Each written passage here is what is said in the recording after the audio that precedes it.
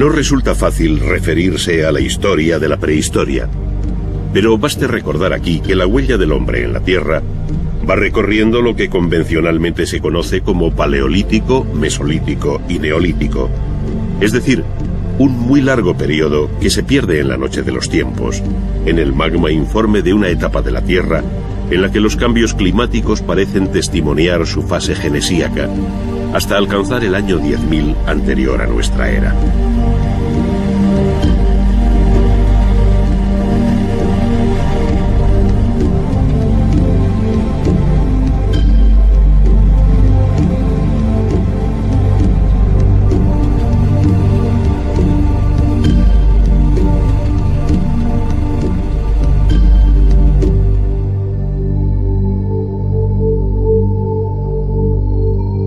Cada una de estas etapas conoce varias subdivisiones, escaladas con gran esfuerzo por un hombre que a través de las razas de Neandertal y Cromañón alcanza entre los estudiosos el apelativo de Homo sapiens sapiens.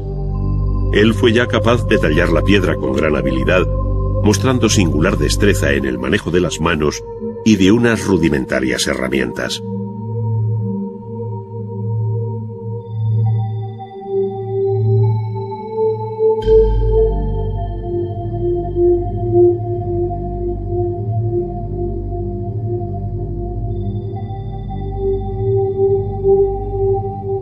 A este Homo sapiens sapiens se debe en definitiva el nacimiento del arte que llamamos paleolítico. Es el arte de las cuevas, el arte rupestre. Son los primeros relieves y pinturas, los pequeños utensilios tallados en hueso, las primeras esculturas, como las conocidas Venus paleolíticas. Un mundo, en fin, que anuncia nuevos horizontes.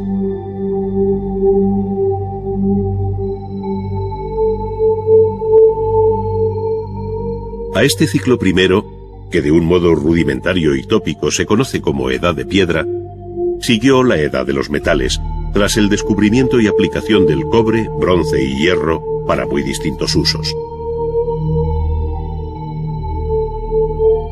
Ello dio lugar a lo que se viene llamando protohistoria, como un paso intermedio entre la prehistoria y la historia propiamente dicha.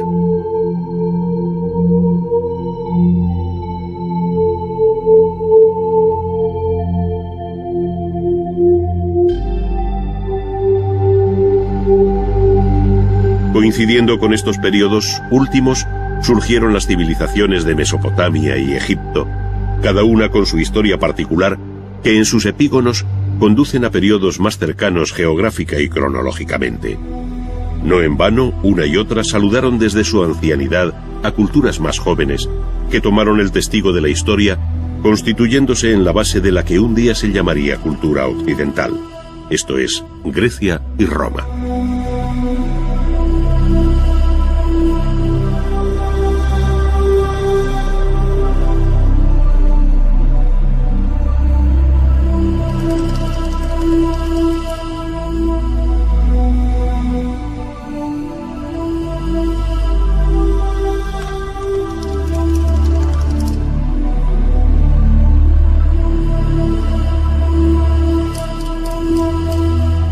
La balanza de la historia conoció así el contrapeso de la cultura clásica, desplazando hacia Occidente el protagonismo que hasta entonces había tenido Oriente, sobre todo en los cursos fluviales del Tigris, Éufrates y Nilo, cuyas aguas irrigaron tierras que por vez primera se roturaron, hasta dar el sabroso fruto de un arte milenario.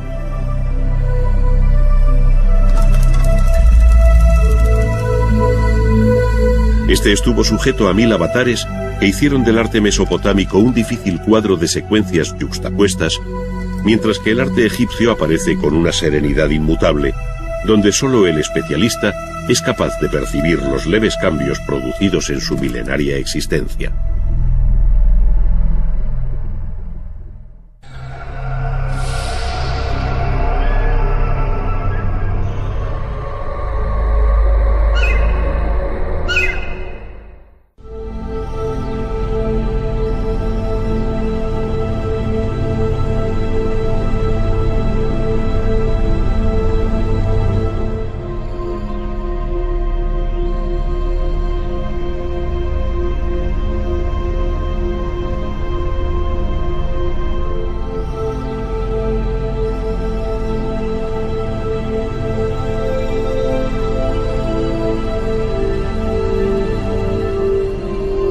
El arte ha acompañado al hombre desde que éste dio señales de un cierto grado evolutivo a partir del llamado Homo sapiens. Más allá de los utensilios en piedra, cuya talla va dominando en forma de hachas, raederas, cuchillos o puntas, muy pronto se abrió camino el gran arte de la pintura.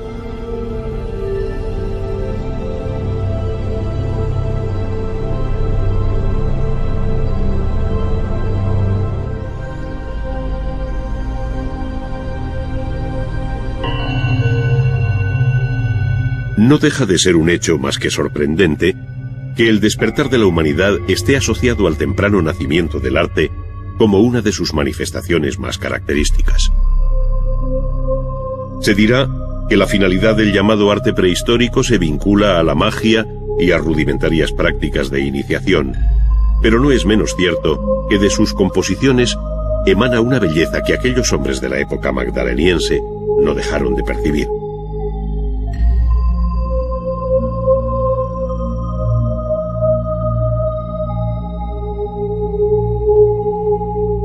Dicho de otro modo, en medio de aquellos grupos de nómadas que en difíciles condiciones de vida seguían a los animales de cuya existencia dependía la suya propia, surgió un hombre con especial talento para dibujar, mezclar los colores y reproducir la realidad que le rodeaba, dando entrada al artista en la historia, aunque éste permanezca en el más oscuro de los anonimatos.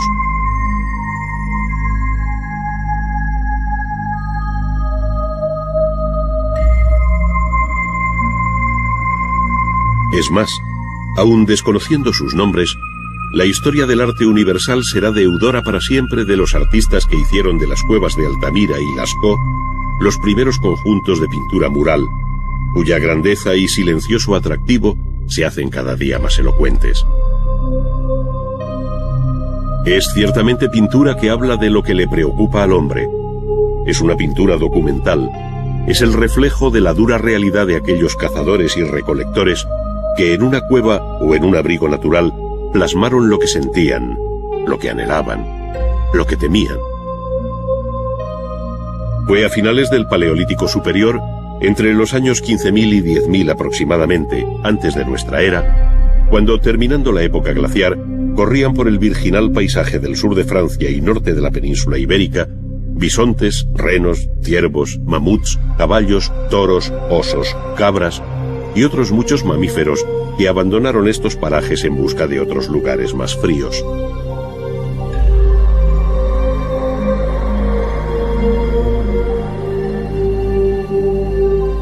Toda aquella variada fauna fue captada por el artista con ojo atento y mano sabia, haciendo evidente y vivo lo que paleontólogos y arqueólogos hallan inerte bajo tierra.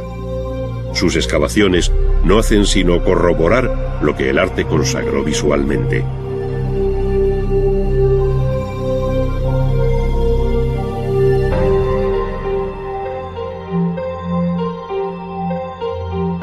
Sin poder ni querer establecer ahora posibles grupos estilísticos y dejándonos llevar por la obra misma, es fácil observar cómo en unos casos se perfilan los animales con una línea y en otros se le da volumen con manchas de color matizadas, además de aprovechar las protuberancias de la roca a las que se adapta la figura.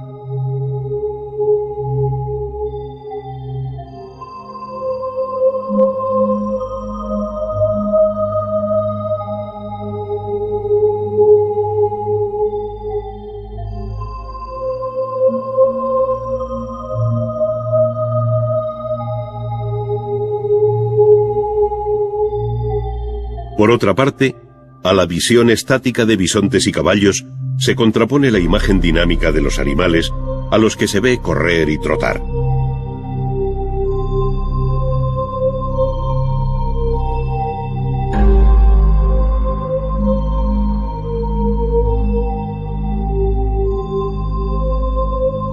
Se distinguen igualmente los machos de las hembras, es decir, no se trata de una interpretación generalizada, sino muy precisa y realista, que en ocasiones alcanza una tercera dimensión al tratarlas como verdaderos bajorrelieves, cuando no son simples figuras incisas o grabadas.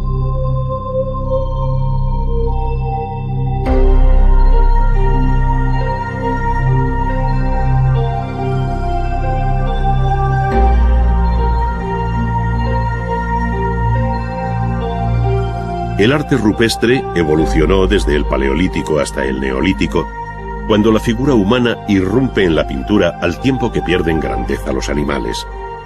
Con ello da a entender que estamos ante una nueva sociedad que descubre los beneficios de la agricultura, que entre otras cosas permitirá al hombre fijar su residencia en un lugar, perdiendo su anterior condición de nómada.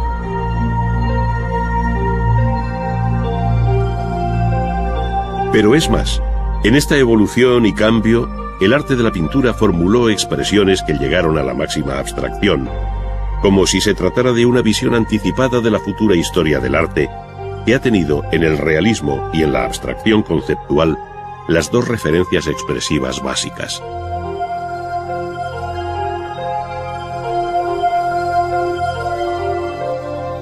Desde otros ángulos se observa el nacimiento de la arquitectura, que llamamos megalítica por el gran tamaño de las piedras utilizadas, y cuyo desarrollo alcanzó la edad de los metales, enlazando así con las culturas históricas.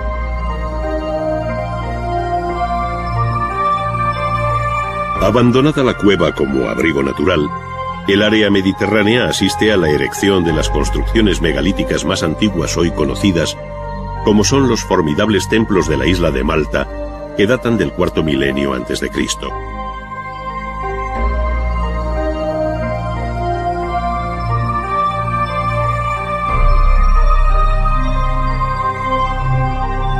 Más recientes son las construcciones megalíticas de la isla de Menorca, donde tanto las llamadas taulas como las navetas permiten ver el creciente refinamiento constructivo de estas construcciones bañadas por el sol.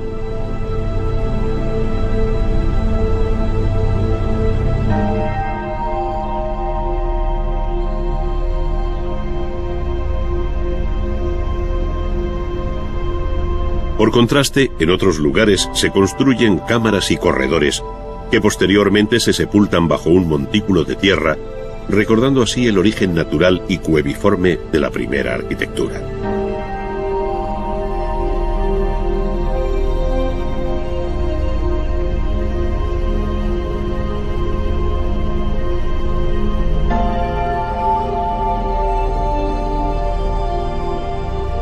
Pero la construcción megalítica más conocida, y probablemente la más sorprendente de cuantas nos han llegado, es la de Stonehenge, en Gran Bretaña, erigida entre el tercero y segundo milenios.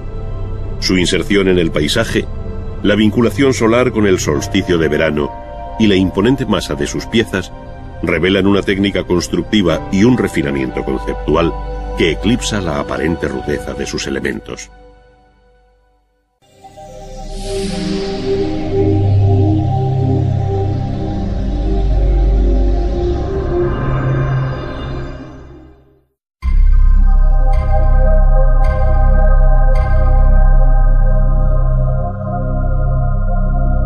En el libro del Génesis, al mencionar el paraíso se dice: salía de Edén un río que regaba el jardín, y de allí se partía en 4 brazos. El primero se llamaba Pisón, el segundo Gijón, el tercero se llama Tigris y corre al oriente de Asiria, el cuarto es el río Éufrates.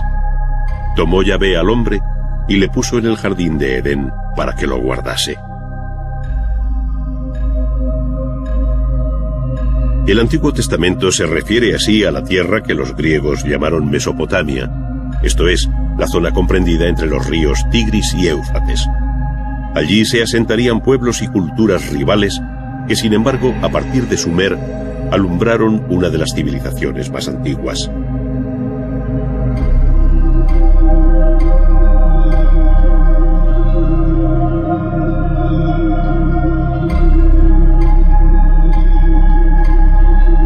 En efecto, la invención de la escritura por los sumerios en torno al año 3000 significa el paso hacia la historia escrita, cuya memoria se recogió en combinaciones de signos con forma de cuña, conocidas como escritura cuneiforme.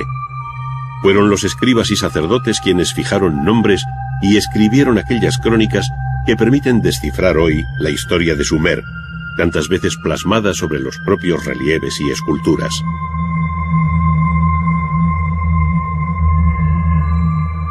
Las primeras obras sumerias son las figuras de alabastro halladas en los templos y conocidas como orantes, por llevar en las manos una ofrenda.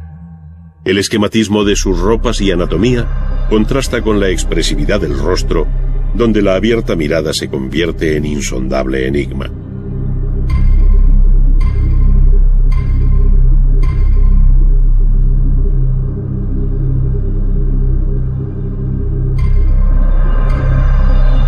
Por otra parte, los relieves representan una crónica viva de cuanto sucedió entonces, tanto por la acción escenificada como por la leyenda que le acompaña, según se ve en la estela de Ur-Nanshe, rey de Lagash. El monarca, siempre de mayor tamaño, aparece con su mujer, hijos y séquito, en el que no falta el copero, seguramente para celebrar el inicio de la construcción de un templo, a juzgar por los ladrillos que lleva el soberano sobre la cabeza.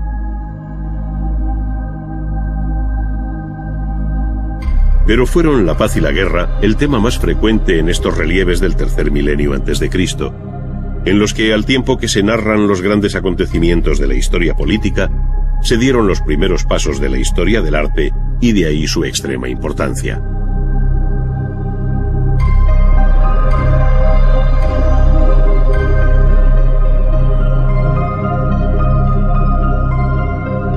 Efectivamente, la guerra y la paz vuelven a representarse en el llamado estandarte de Ur, hecho a base de lapislázuli e incrustaciones de concha de nácar.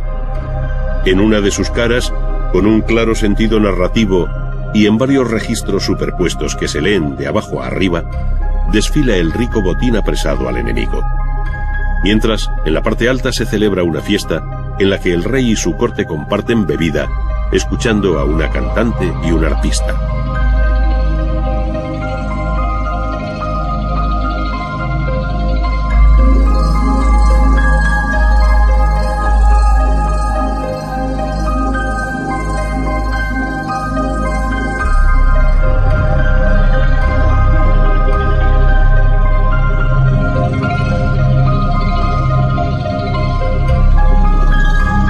Este bello y delicado instrumento coincide en todo con los hallados en la ciudad de Ur, y hasta la reciente guerra de Irak se custodiaban en el Museo de Bagdad.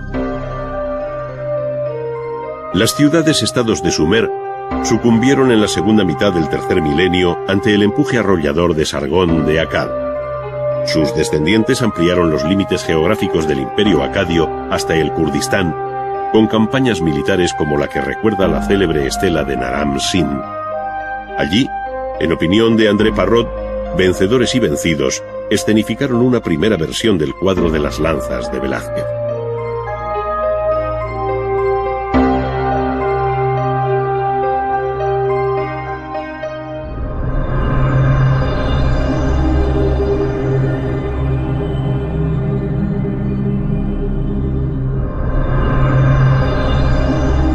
Sin embargo, antes de terminar aquel milenio, se produjo una fuerte reacción neosumeria.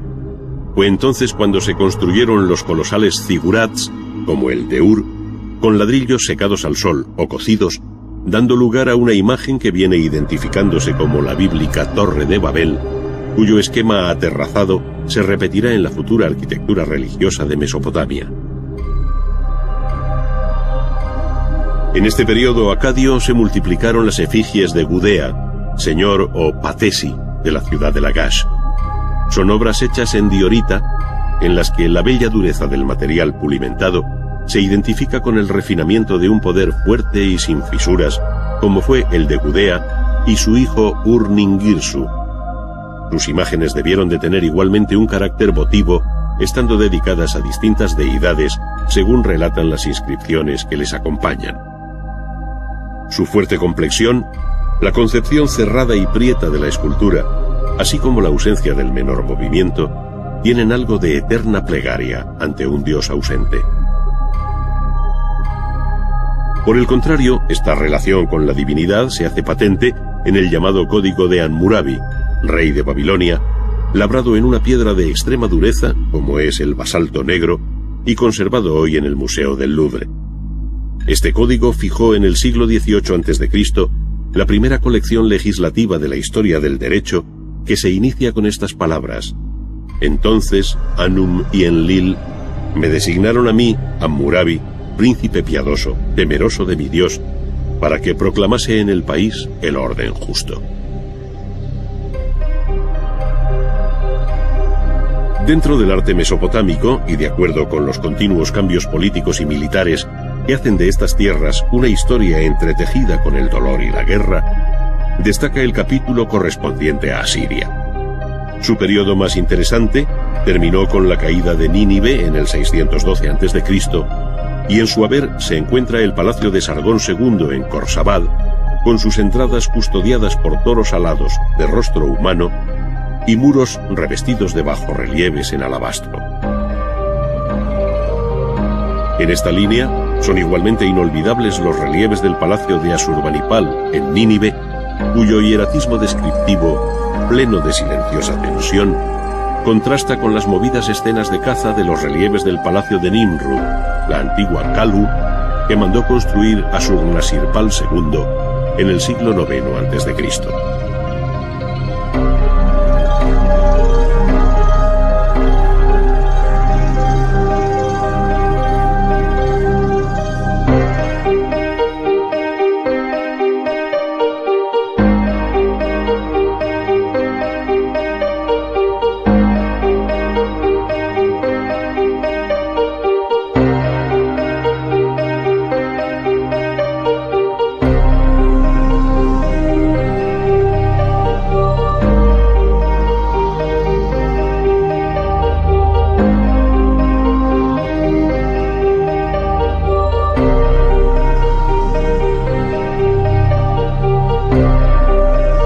En este campo, las imágenes de animales como la leona herida quedarán para siempre en nuestra retina como una de las obras más sobresalientes de la historia del arte.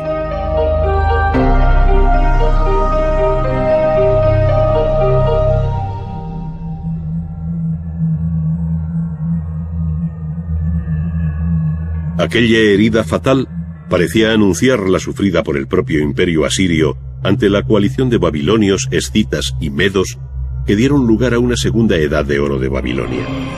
Es entonces, en el siglo VI, cuando Nabopolassar y Nabucodonosor reconstruyeron la ciudad sobre el río Éufrates que atravesaba Babilonia como un canal interior.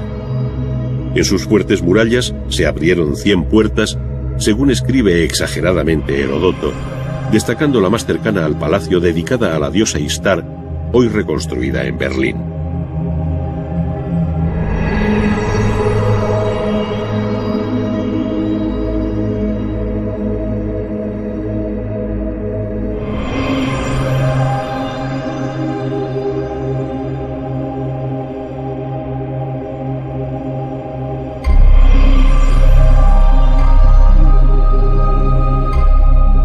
Su decoración en cerámica vidriada y polícroma enfatizaba el arranque de la vía de las procesiones que terminaba en el templo del dios Marduk sobre un formidable zigurat.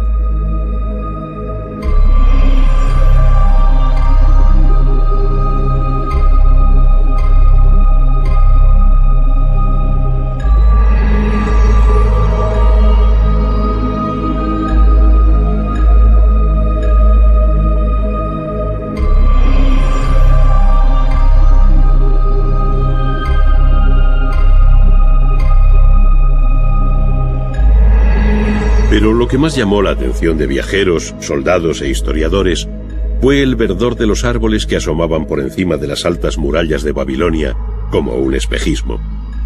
No era otra cosa que los míticos jardines colgantes con los que Nabucodonosor quiso mitigar la nostalgia del paisaje que vio crecer a la reina Amiotis, hija del rey de los Medos.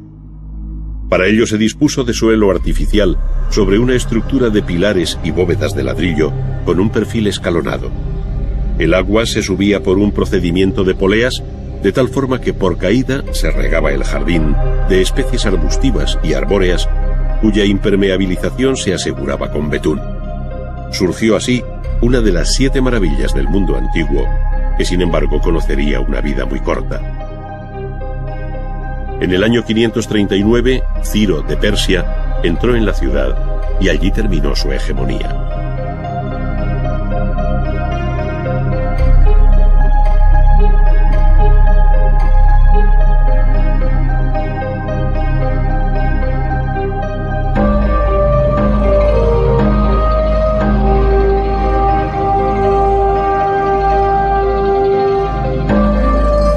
Comenzaba entonces el último episodio político y artístico de esta tierra, el arte persa, en el que confluyen muchos de los rasgos que caracterizaron hasta entonces el arte mesopotámico.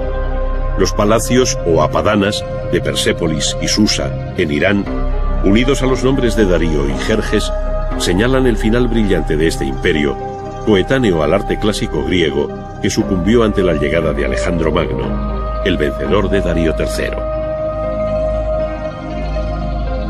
Poco después, el mismo Alejandro decía adiós a la vida en la milenaria ciudad de Babilonia.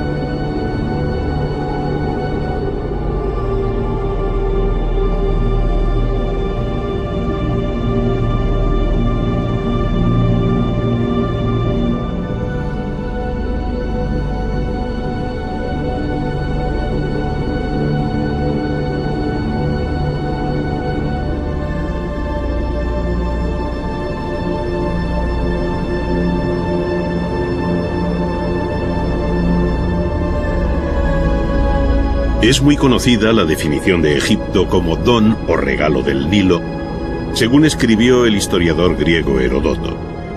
Y es que efectivamente el río Nilo viene a ser la líquida columna vertebral de una cultura cuyo arte e historia se identifican de modo muy especial con su marco geográfico.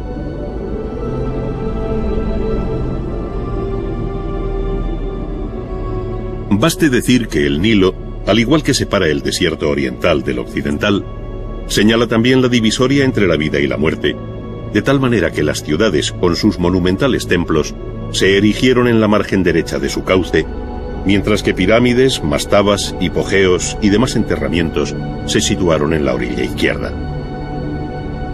Entre una y otra ribera, la barca de Isis recorrió las aguas del Nilo buscando el cadáver despedazado de su esposo Osiris, dios y juez de los muertos.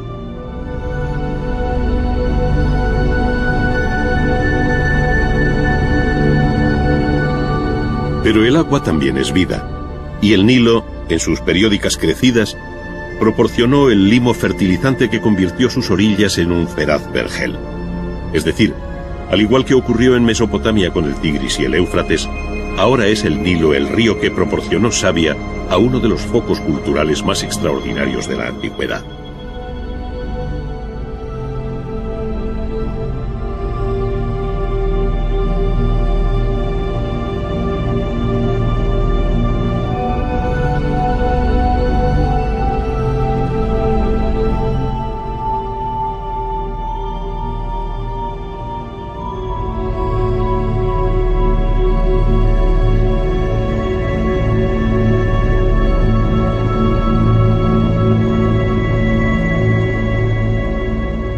A diferencia de Mesopotamia, el arte egipcio mantuvo siempre una unidad conceptual y estilística a lo largo del tiempo que parece sobrenatural, inmutable y siempre enigmática, que sobrecoge no solo por la perfección alcanzada en sus obras, sino por la vocación de eternidad con la que fueron concebidas. El hecho de la momificación sintetiza ejemplarmente el deseo de permanencia de una civilización que encadenó el tiempo limitado de los hombres al tiempo infinito de los dioses.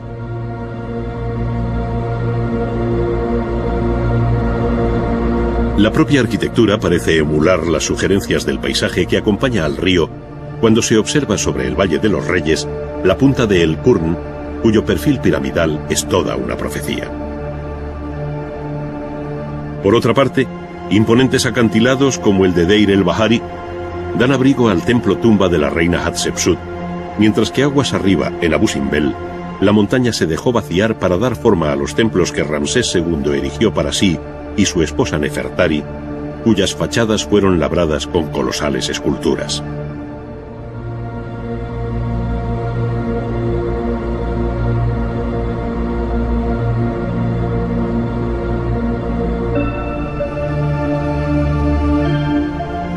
Sin embargo, son las pirámides las que se han quedado en la memoria como la hazaña constructiva más sobrecogedora del antiguo Egipto, siendo la de Saqqara la más antigua de las conservadas.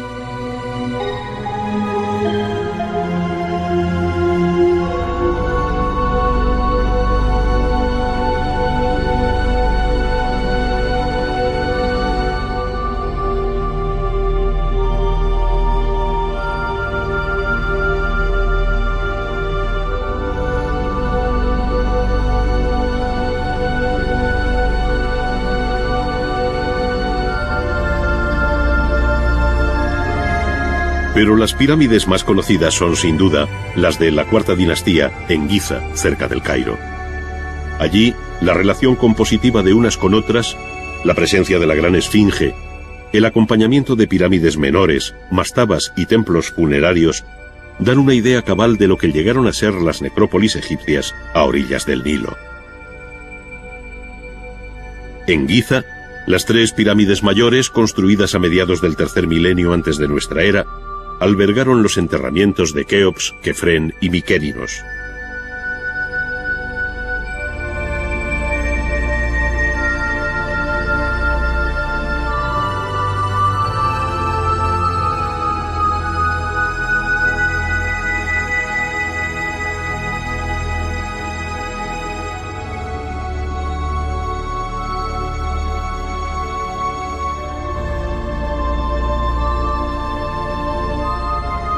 Cuentan con un templo pórtico de acogida para recibir el cuerpo momificado del faraón, una larga avenida que termina en un segundo templo funerario a los pies de la pirámide y finalmente la propia pirámide.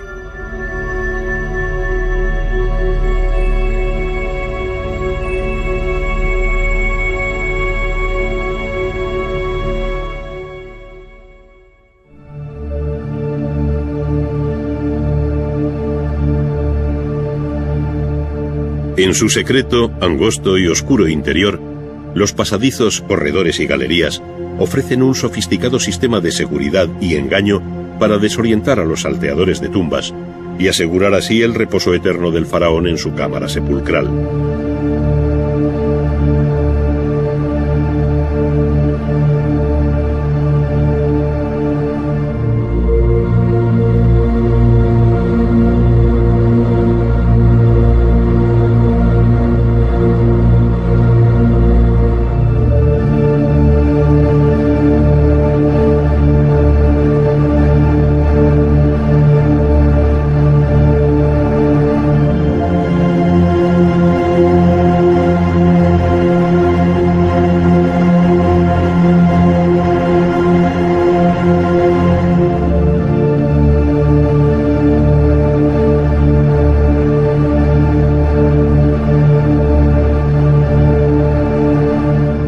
En sus inmediaciones, otras menores, en las que se enterraron esposas, hijos y demás parientes del faraón.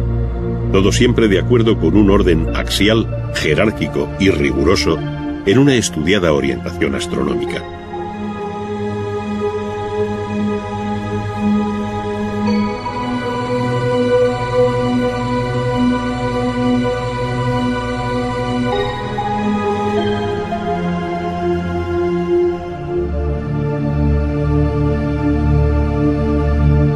Las tres pirámides se yerguen hoy con silencioso orgullo como una referencia en el paisaje, como un accidente montañoso en su orografía. Parecen pertenecer más a la naturaleza del desierto que a la historia de un pueblo.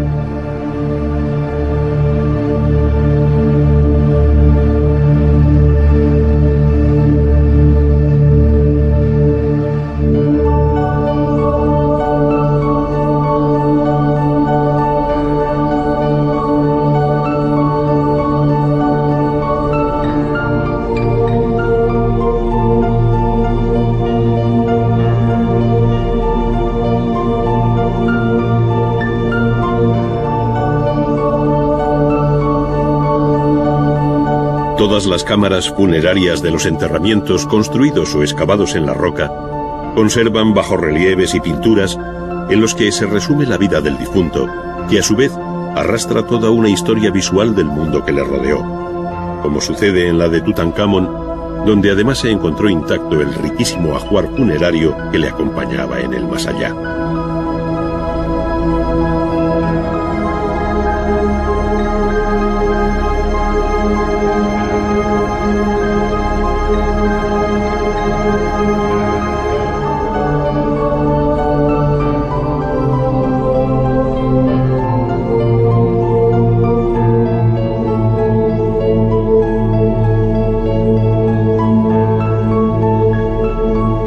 En estos recintos funerarios se muestra la vida toda del antiguo Egipto, sus dioses y creencias, la guerra, la paz, la caza, el paisaje, la flora y la fauna, es decir, todo cuanto tuvo entidad en este formidable valle del Nilo.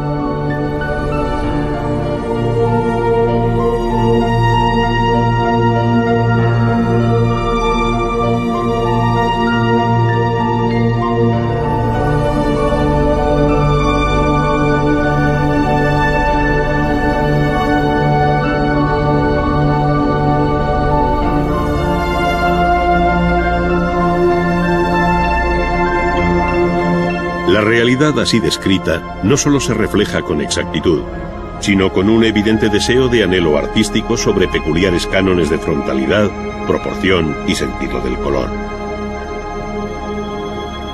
Con un claro horror al vacío, la escritura jeroglífica rellenó espacios intermedios, proporcionando una información complementaria a la escena, como si fuera la voz en off de un invisible narrador.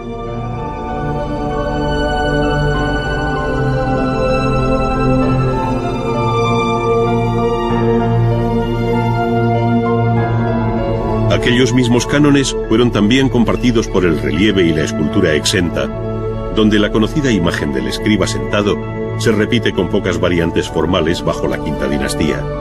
Es decir, sus ojos abiertos nos miran así desde hace unos 4.400 años.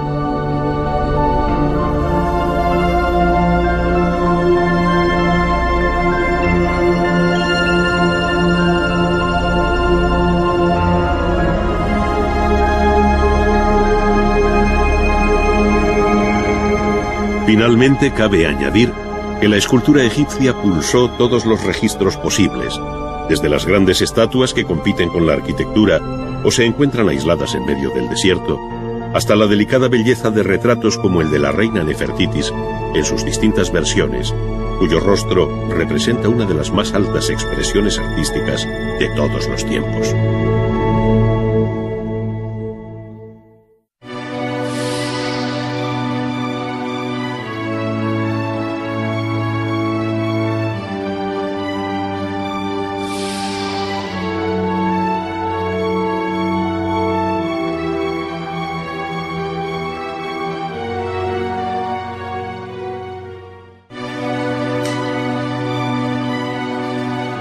La historia de la arquitectura ha utilizado desde sus orígenes la madera y el barro para sus construcciones, pero ha sido la piedra el material que ha dado mayor nobleza a sus fábricas. Es lo que se conoce como obra de cantería, término que procede del latín cantus o trozo de piedra.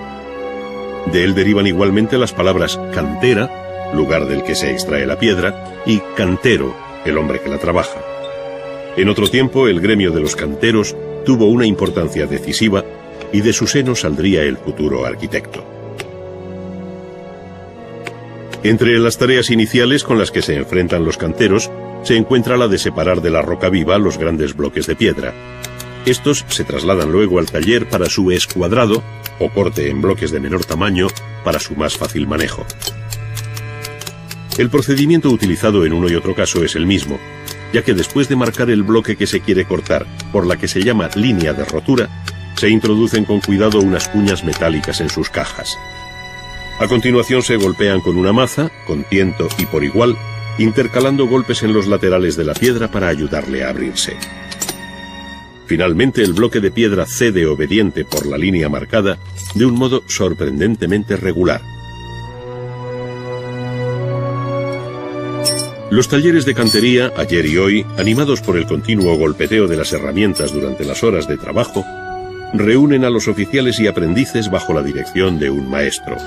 Cada cual está atento sobre el banco de trabajo a la piedra que tiene que labrar. En este caso veremos desbastar un sillar o paralelepípedo de piedra, que en realidad es lo que se llama el sólido capaz, pues de él se saca una pieza de cierta complejidad tras eliminar el material sobrante. Su forma final la desconocemos, pero el oficial la vislumbra desde los primeros pasos. En primer lugar, y siempre con un cincel de boca cortante que golpea con una maceta de sección circular o campana, se rebajan sistemáticamente los bordes del bloque, dejando vivas sus aristas.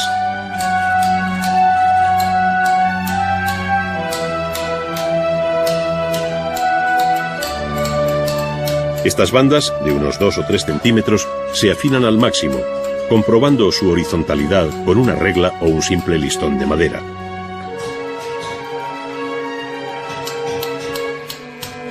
Esta sencilla operación permite al cantero hallar la línea del plano en cada una de las caras del bloque, pudiendo eliminar a partir de aquí con mayor seguridad el material sobrante. Para esto se ayuda de un escafilador o un cincel más potente por su boca y corte, dado que el trabajo es más vasto. Por último, cuando se alcanza el nivel de las aristas, el cantero comienza a rebajar este plano de un modo más cuidadoso, evitando los alabeos. Luego, con una bujarda de cabezas recambiables para hacer más o menos fino su acabado, allana la parte central hasta que queda totalmente plana su superficie. Por el mismo procedimiento se preparan las distintas caras de trabajo, pasando a obtener planos inclinados cuando la pieza lo requiere, como es el caso. Sobre esta cara se trazan ahora unas líneas paralelas para distribuir y sacar los perfiles de unas futuras molduras cóncavas y convexas, separadas por bandas rectas, de tal modo que el perfil último de la pieza será mixtilíneo, tal y como previamente se ha dibujado. Para ello, con un riguroso orden de trabajo, se obtienen primero los planos iniciales de cada una de las molduras, y sobre estos, con una gradina de boca dentada, se va dando forma a las molduras con pequeños golpes sin separar la herramienta de la piedra.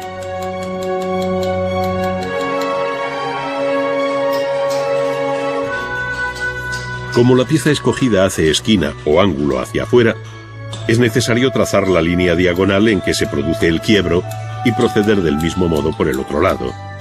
Ahora se cuenta con la ventaja de tener la referencia de uno de sus lados, pero por otra parte el encuentro de los dos planos ha de ser perfecto, por lo que el cantero con gran seguridad apura con el cincel la cortante arista, pues no cabe aquí el menor error.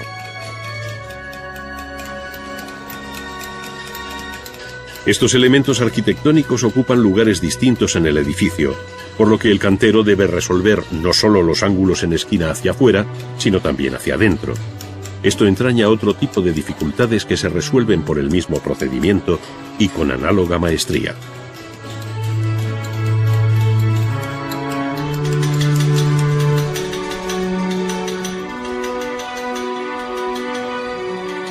Mientras que estos oficiales siguen trabajando frisos, cornisas y todo tipo de molduras de planos rígidos y geométricos perfiles, otros canteros del taller acometen otro tipo de obra más delicada y próxima a la escultura, como es la labra de capiteles.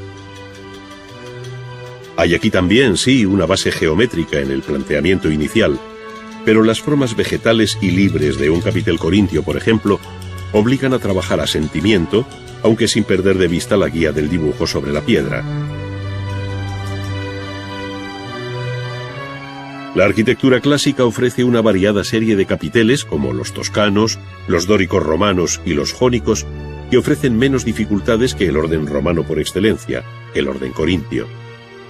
Su rico capitel, cuya forma parece inspirarse en la naturaleza, como afirma Vitruvio, se caracteriza por la presencia de carnosas hojas de acanto que el maestro perfila con cuidado y ahueca con una gubia, sin olvidar la importancia del dibujo en todo este proceso. Pero donde el arte del corte de piedra o estereotomía alcanza su más alta expresión, es en la solución de superficies curvas para formar bóvedas. Su casuística es muy amplia, pero aquí seguiremos el proceso de una de las soluciones más frecuentes y sencillas, la llamada bóveda de aristas.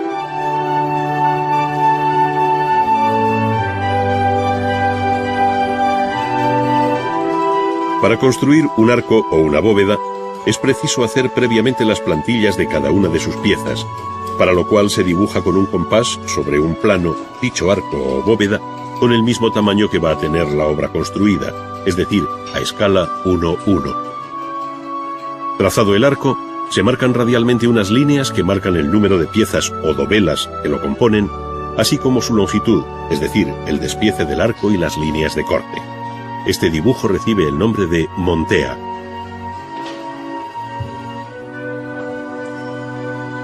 Todas estas piezas están representadas a tamaño natural, pues a partir de este dibujo se van a sacar los patrones o plantillas definitivas que guiarán el trabajo del cantero.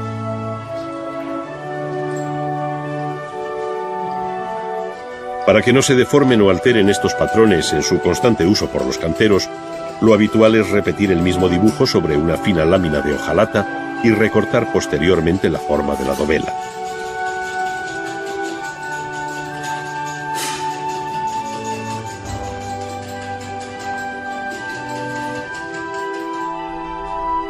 El paso siguiente consiste en llevar la plantilla de la dovela sobre el bloque de piedra que anteriormente hemos llamado el sólido capaz, porque en él cabe la pieza que se quiere obtener. Se señala sobre una de sus caras la mencionada plantilla o patrón de testa, porque representa el frente de la dovela, y se prolongan sus líneas esenciales sobre el plano lateral o plano de junta. A continuación se elimina el material sobrante, lo que se llama descantillar, haciéndolo por un procedimiento muy común que se conoce por robos. Al cincel y la campana sustituirá luego la pesada bujarda con la que se rematan sus distintas caras.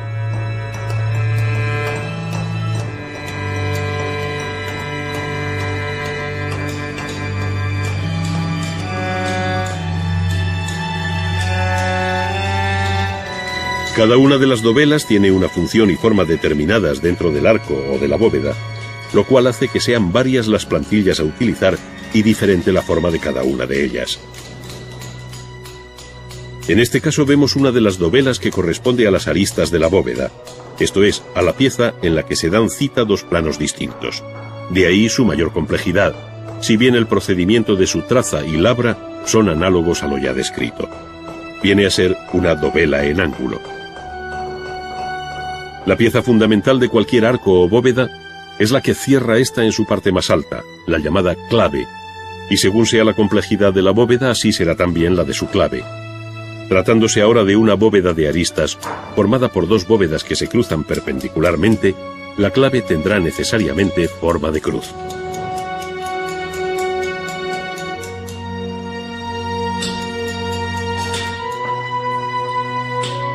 Esta es la pieza que ha comenzado a descantillar el cantero una vez señaladas en el frente del bloque de piedra las correspondientes plantillas. Se repite de nuevo el mismo procedimiento y se utilizan las mismas herramientas anteriormente descritas, dejando a la bujarda la labor de acabado final con su inconfundible huella granulosa.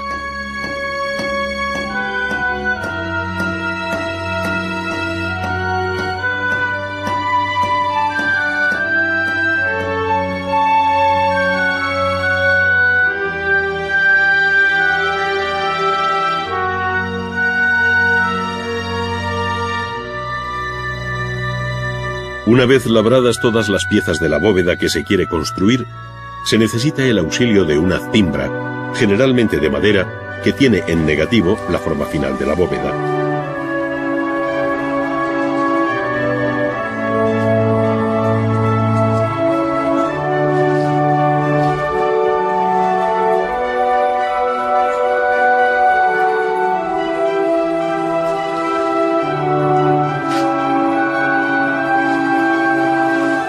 En la cimbra se irán apoyando las distintas dovelas por riguroso orden a partir del montaje previo que se ha hecho sobre el suelo de este modelo reducido, pero real.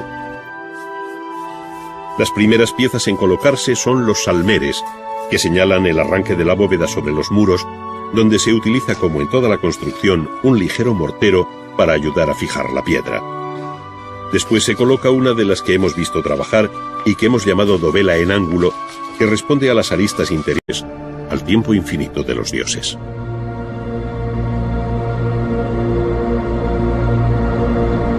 La propia arquitectura parece emular las sugerencias del paisaje que acompaña al río cuando se observa sobre el Valle de los Reyes la punta de El Qurn, cuyo perfil piramidal es toda una profecía. Por otra parte, imponentes acantilados como el de Deir el-Bahari dan abrigo al templo tumba de la reina Hatshepsut, mientras que aguas arriba, en Abu Simbel, la montaña se dejó vaciar para dar forma a los templos que Ramsés II erigió para sí y su esposa Nefertari, cuyas fachadas fueron labradas con colosales esculturas.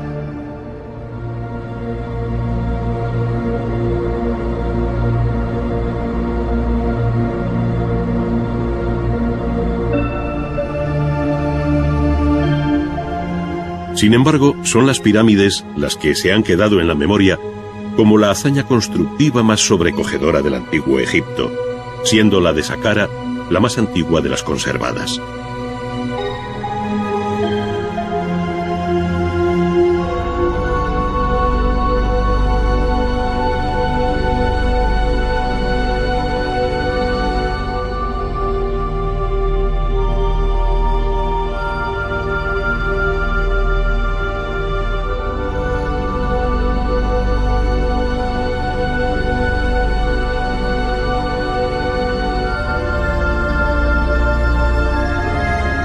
Pero las pirámides más conocidas son, sin duda, las de la Cuarta Dinastía, en Giza, cerca del Cairo.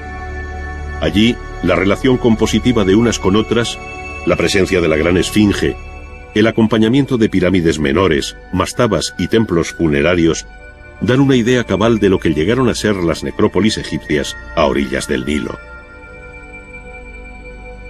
En Giza, las tres pirámides mayores, construidas a mediados del tercer milenio antes de nuestra era, albergaron los enterramientos de Keops, Kefren y Mykerinos.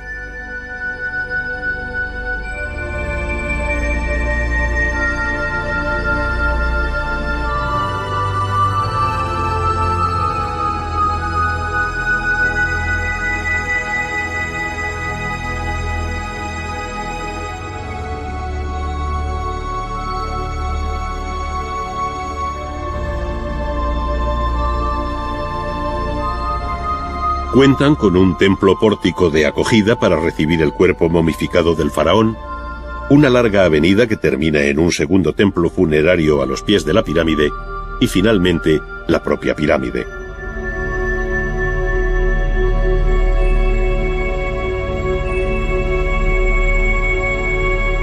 Como un espejismo.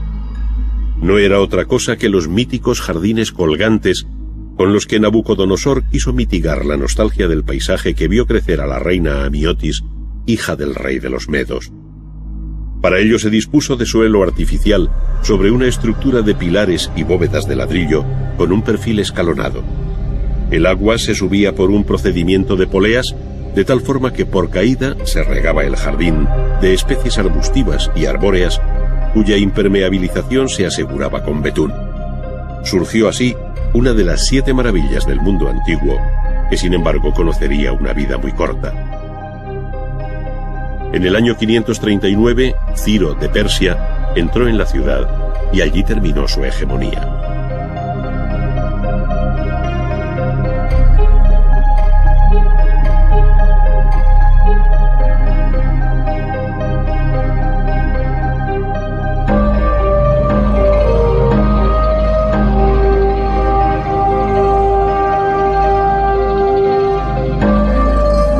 Comenzaba entonces el último episodio político y artístico de esta tierra, el arte persa, en el que confluyen muchos de los rasgos que caracterizaron hasta entonces el arte mesopotámico. Los palacios o apadanas de Persépolis y Susa, en Irán, unidos a los nombres de Darío y Jerjes, señalan el final brillante de este imperio, coetáneo al arte clásico griego que sucumbió ante la llegada de Alejandro Magno, el vencedor de Darío III. Poco después, el mismo Alejandro decía adiós a la vida en la milenaria ciudad de Babilonia.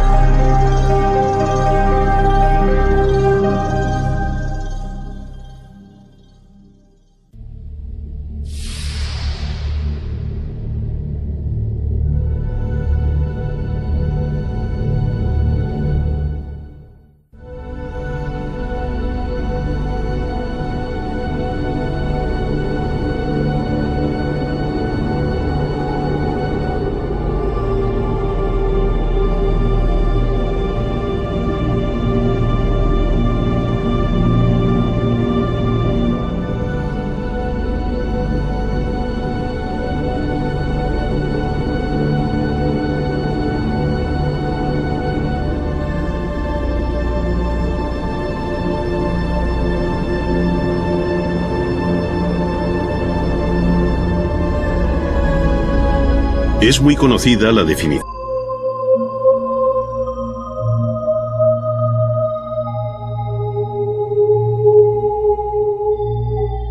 Por otra parte, a la visión estática de bisontes y caballos se contrapone la imagen dinámica de los animales a los que se ve correr y trotar.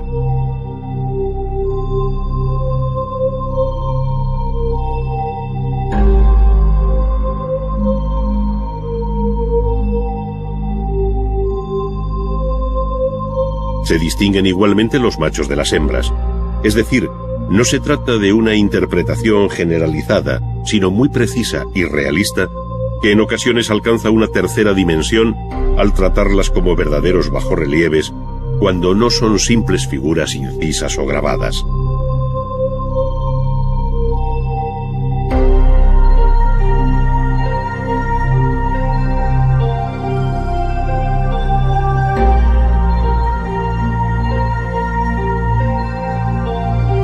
El arte rupestre evolucionó desde el Paleolítico hasta el Neolítico, cuando la figura humana irrumpe en la pintura al tiempo que pierden grandeza los animales.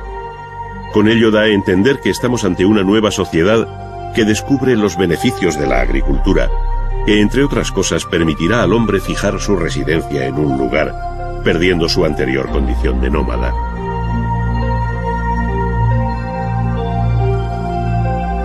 Pero es más.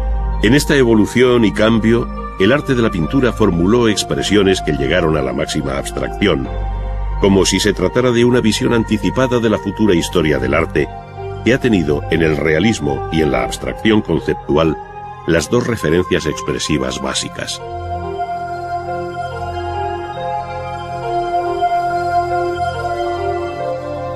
Desde otros ángulos se observa el nacimiento de la arquitectura, que llamamos megalítica, por el gran tamaño de las piedras utilizadas, y cuyo desarrollo alcanzó la edad de los metales, enlazando así con las culturas históricas.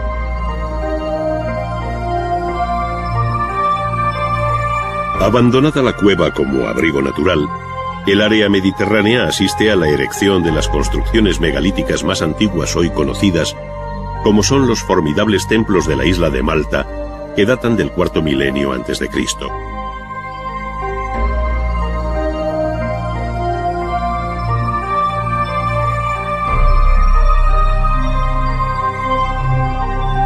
Más recientes son las construcciones megalíticas de la isla de Menorca, donde tanto las llamadas taulas como las navetas permiten ver el creciente refinamiento constructivo de estas construcciones bañadas por el sol.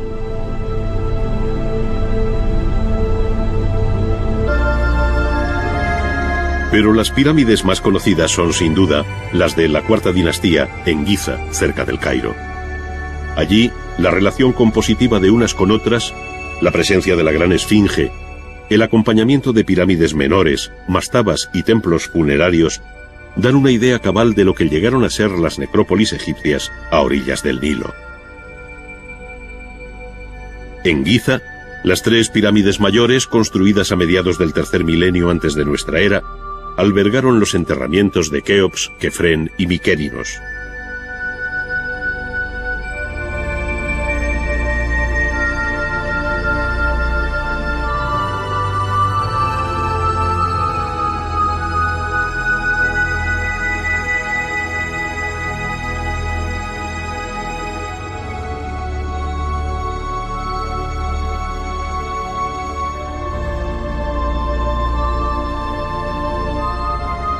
Cuentan con un templo pórtico de acogida para recibir el cuerpo momificado del faraón, una larga avenida que termina en un segundo templo funerario a los pies de la pirámide y finalmente la propia pirámide.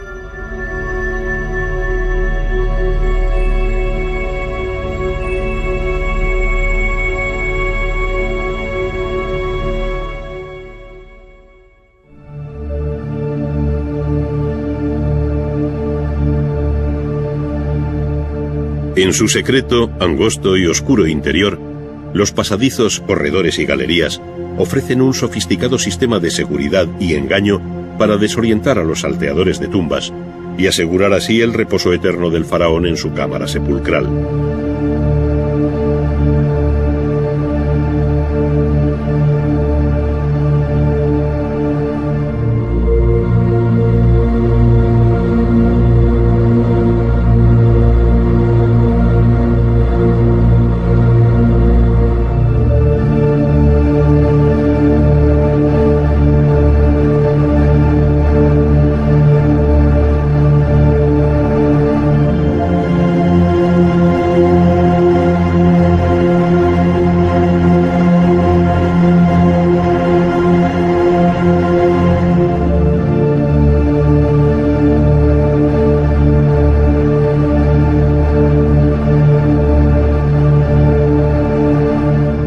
en sus inmediaciones otras menores en las que se enterraron esposas, hijos y demás parientes del faraón.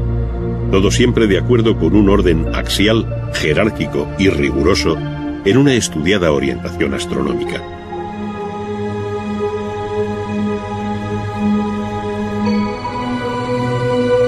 Desde otros ángulos se observa el nacimiento de la arquitectura, que llamamos megalítica por el gran tamaño de las piedras utilizadas, y cuyo desarrollo alcanzó la edad de los metales, enlazando así con las culturas históricas.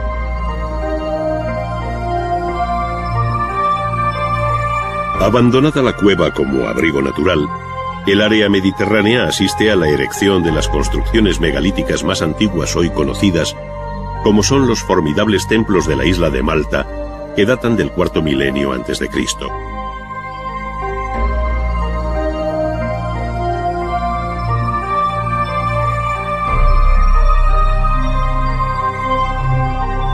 Más recientes son las construcciones megalíticas de la isla de Menorca, donde tanto las llamadas taulas como las navetas permiten ver el creciente refinamiento constructivo de estas construcciones bañadas por el sol.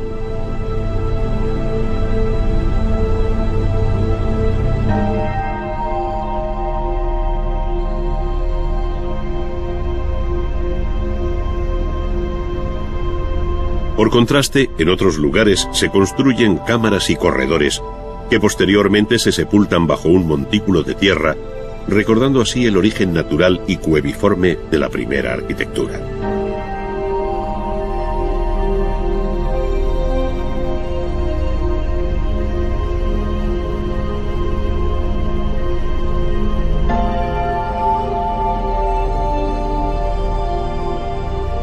Pero la construcción megalítica más conocida, y probablemente la más sorprendente de cuantas nos han llegado, es la de Stonehenge, en Gran Bretaña, erigida entre el tercero y segundo milenios.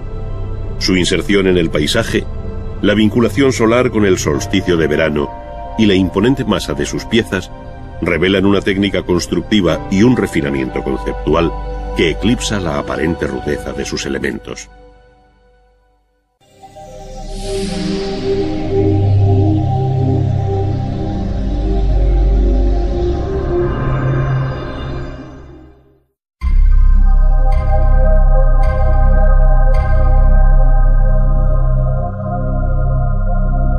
En el libro del Génesis, al mencionar el paraíso se dice: salía de Edén un río que regaba el jardín, y de allí se partía en 4 brazos. El primero se llamaba Pisón, el segundo Gijón, el tercero se llama Tigris y corre al oriente de Asiria, el cuarto es el río Éufrates. Tomó Yahvé al hombre y le puso en el jardín de Edén para que lo guardase. El Antiguo Testamento se refiere así a la tierra que los griegos llamaron lección legislativa de la historia del derecho, que se inicia con estas palabras: entonces Anum y Enlil me designaron a mí, Hammurabi, príncipe piadoso, temeroso de mi Dios, para que proclamase en el país el orden justo. Dentro del arte mesopotámico, y de acuerdo con los continuos cambios políticos y militares que hacen de estas tierras una historia entretejida con el dolor y la guerra, destaca el capítulo correspondiente a Asiria.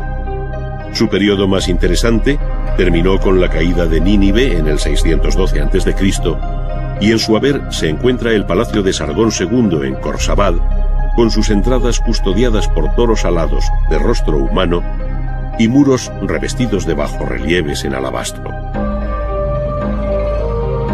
En esta línea son igualmente inolvidables los relieves del palacio de Asurbanipal en Nínive, cuyo hieratismo descriptivo, pleno de silenciosa tensión, contrasta con las movidas escenas de caza de los relieves del palacio de Nimrud, la antigua Kalu, que mandó construir Asurnasirpal II en el siglo IX a.C.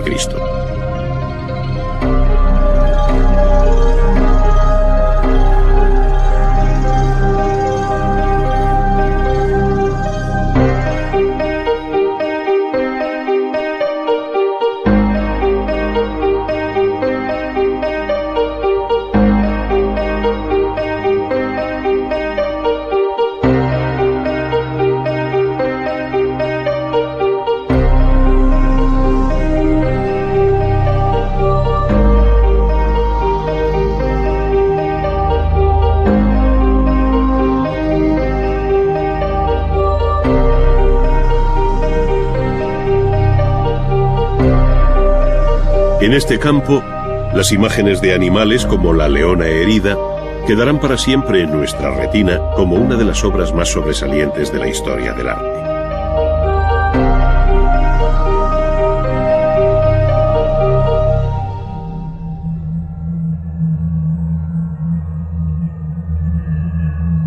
Aquella herida fatal parecía anunciar la sufrida por el propio imperio asirio ante la coalición de babilonios, escitas y medos que dieron lugar a una segunda edad de oro de Babilonia. Es entonces, en el siglo VI, cuando Nabopolassar y Nabucodonosor reconstruyeron la ciudad sobre el río Éufrates que atravesaba Babilonia como un canal interior. En sus fuertes murallas se abrieron 100 puertas, según escribe exageradamente Heródoto, destacando la más cercana al palacio dedicada a la diosa Ishtar, hoy reconstruida en Berlín. Sacar los perfiles de unas futuras molduras cóncavas y convexas, separadas por bandas rectas, de tal modo que el perfil último de la pieza será mixtilíneo, tal y como previamente se ha dibujado.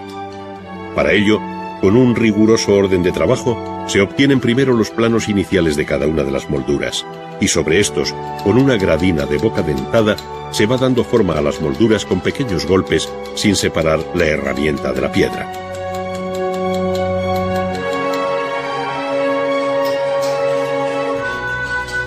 Como la pieza escogida hace esquina o ángulo hacia afuera, es necesario trazar la línea diagonal en que se produce el quiebro y proceder del mismo modo por el otro lado. Ahora se cuenta con la ventaja de tener la referencia de uno de sus lados, pero por otra parte el encuentro de los dos planos ha de ser perfecto, por lo que el cantero con gran seguridad apura con el cincel la cortante arista, pues no cabe aquí el menor error.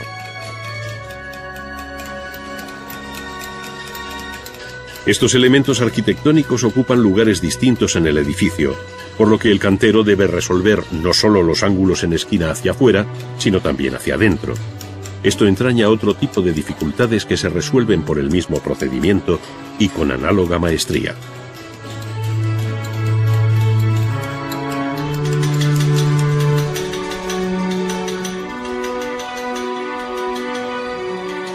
Mientras que estos oficiales siguen trabajando frisos, cornisas y todo tipo de molduras de planos rígidos y geométricos perfiles, otros canteros del taller acometen otro tipo de obra más delicada y próxima a la escultura, como es la labra de capiteles. Hay aquí también, sí, una base geométrica en el planteamiento inicial, pero las formas vegetales y libres de un capitel corintio, por ejemplo, obligan a trabajar a sentimiento, aunque sin perder de vista la guía del dibujo sobre la piedra. La arquitectura clásica ofrece una variada serie de capiteles, como los toscanos, los dóricos romanos y los jónicos, que ofrecen menos dificultades que el orden romano por excelencia, el orden corintio. Su rico capitel, cuya forma parece inspirarse en la naturaleza, como afirma Vitruvio, se caracteriza por la presencia de carnosas hojas de acanto que el maestro perfila con cuidado y ahueca con una gubia, sin olvidar la importancia del dibujo en todo este proceso. Pero donde el arte del corte de piedra o estereotomía alcanza su más alta expresión, es en la solución de superficies curvas para formar bóvedas.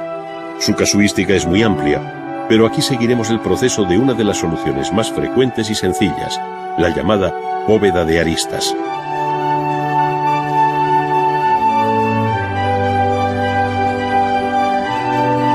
En esta línea son igualmente inolvidables los relieves del palacio de Asurbanipal en Nínive, cuyo hieratismo descriptivo, pleno de silenciosa tensión, contrasta con las movidas escenas de caza de los relieves del palacio de Nimrud, la antigua Kalu, que mandó construir Asurnasirpal II en el siglo IX a.C.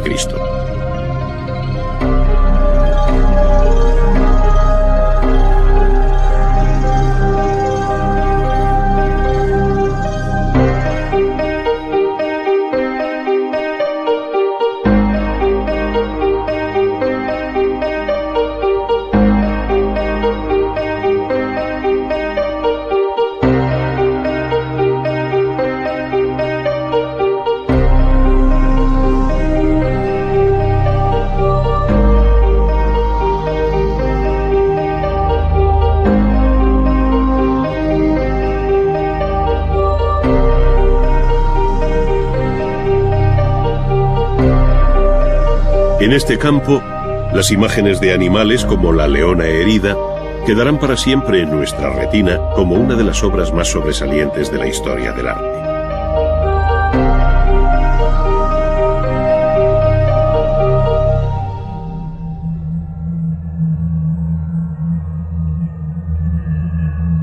Aquella herida fatal parecía anunciar la sufrida por el propio imperio asirio ante la coalición de babilonios, escitas y medos que dieron lugar a una segunda edad de oro de Babilonia.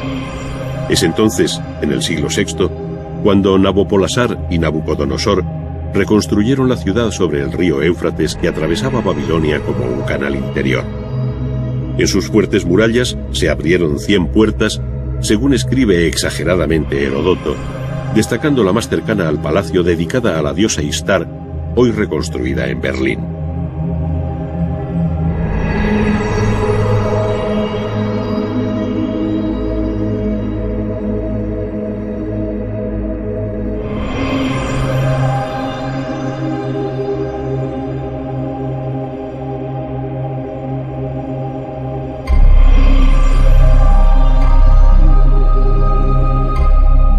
Su decoración en cerámica vidriada y polícroma enfatizaba el arranque de la vía de las procesiones que terminaba en el templo del dios Marduk sobre un formidable zigurat.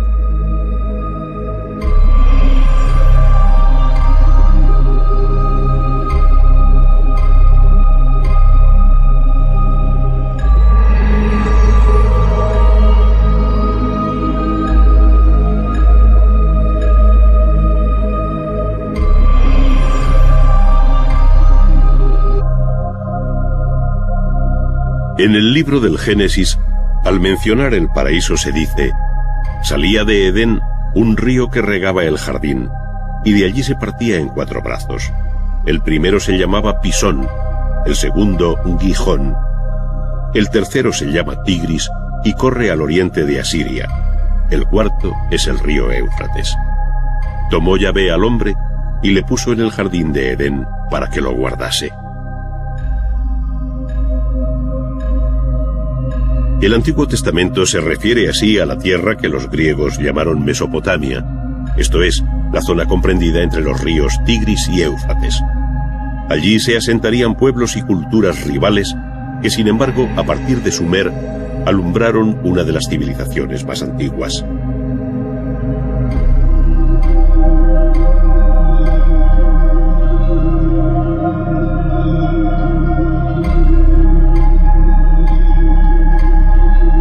En efecto, la invención de la escritura por los sumerios en torno al año 3000 significa el paso hacia la historia escrita, cuya memoria se recogió en combinaciones de signos con forma de cuña, conocidas como escritura cuneiforme. Fueron los escribas y sacerdotes quienes fijaron nombres y escribieron aquellas crónicas que permiten descifrar hoy la historia de Sumer, tantas veces plasmada sobre los propios relieves y esculturas.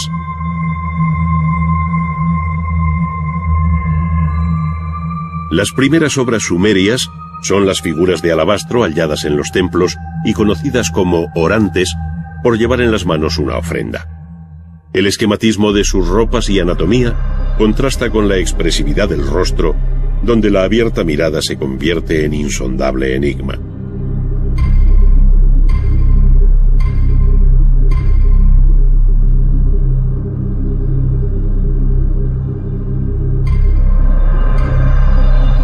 Por otra parte, los relieves representan una crónica viva de cuanto sucedió entonces, tanto por la acción escenificada como por la leyenda que le acompaña, según se ve en la estela de Ur-Nanshe, rey de Lagash.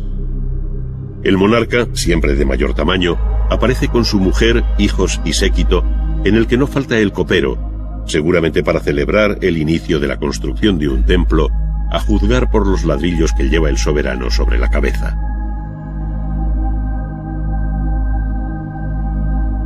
Pero fueron la paz y la guerra el tema más frecuente en estos relieves del tercer milenio antes de Cristo, en los que, al tiempo que se narran los grandes acontecimientos de la historia política, se dieron los primeros pasos de la historia del arte y de ahí su extrema importancia.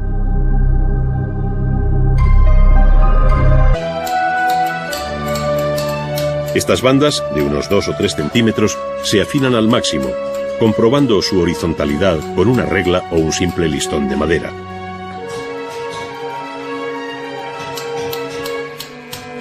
Esta sencilla operación permite al cantero hallar la línea del plano en cada una de las caras del bloque, pudiendo eliminar a partir de aquí con mayor seguridad el material sobrante. Para esto se ayuda de un escafilador o un cincel más potente por su boca y corte, dado que el trabajo es más vasto. Por último, cuando se alcanza el nivel de las aristas, el cantero comienza a rebajar este plano de un modo más cuidadoso, evitando los alabeos. Luego, con una bujarda de cabezas recambiables para hacer más o menos fino su acabado, allana la parte central hasta que queda totalmente plana su superficie. Por el mismo procedimiento se preparan las distintas caras de trabajo, pasando a obtener planos inclinados cuando la pieza lo requiere, como es el caso. Sobre esta cara se trazan ahora unas líneas paralelas para distribuir y sacar los perfiles de unas futuras molduras cóncavas y convexas, separadas por bandas rectas, de tal modo que el perfil último de la pieza será mixtilíneo, tal y como previamente se ha dibujado. Para ello, con un riguroso orden de trabajo, se obtienen primero los planos iniciales de cada una de las molduras, y sobre estos, con una gradina de boca dentada, se va dando forma a las molduras con pequeños golpes, sin separar la herramienta de la piedra.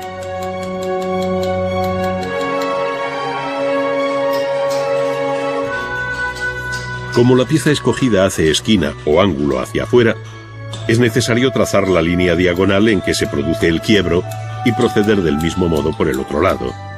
Ahora se cuenta con la ventaja de tener la referencia de uno de sus lados, pero por otra parte el encuentro de los dos planos ha de ser perfecto, por lo que el cantero con gran seguridad apura con el cincel la cortante arista, pues no cabe aquí el menor error.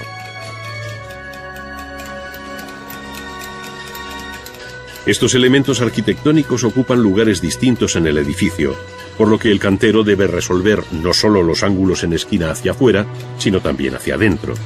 Esto entraña otro tipo de dificultades que se resuelven por el mismo procedimiento y con análoga maestría.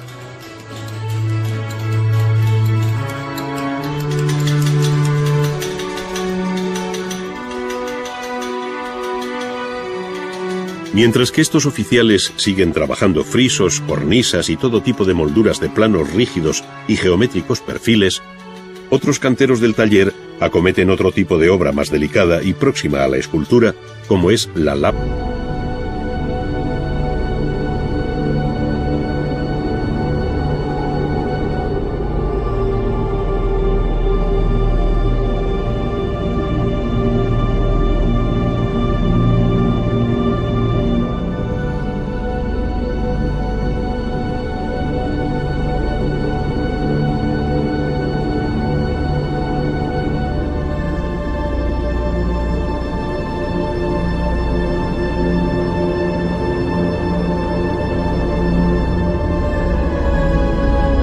Es muy conocida la definición de Egipto como don o regalo del Nilo, según escribió el historiador griego Heródoto.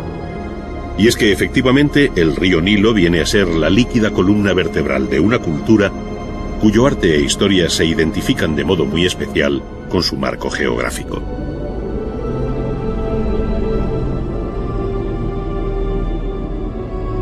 Baste decir que el Nilo, al igual que separa el desierto oriental del occidental, señala también la divisoria entre la vida y la muerte, de tal manera que las ciudades, con sus monumentales templos, se erigieron en la margen derecha de su cauce, mientras que pirámides, mastabas, hipogeos y demás enterramientos se situaron en la orilla izquierda.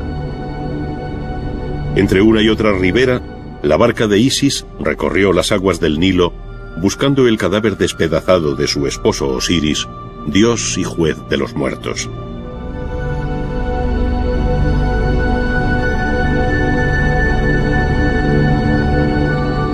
Pero el agua también es vida, y el Nilo, en sus periódicas crecidas, proporcionó el limo fertilizante que convirtió sus orillas en un feraz vergel. Es decir, al igual que ocurrió en Mesopotamia con el Tigris y el Éufrates, ahora es el Nilo el río que proporcionó savia a uno de los focos culturales más extraordinarios de la antigüedad.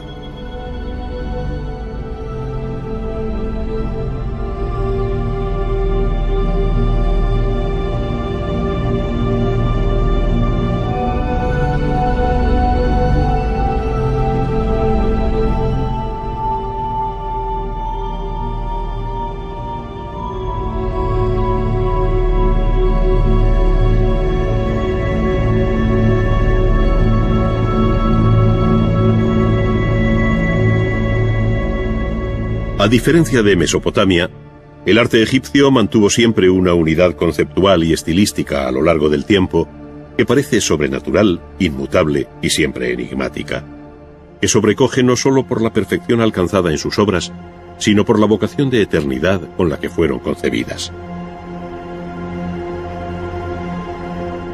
El hecho de la momificación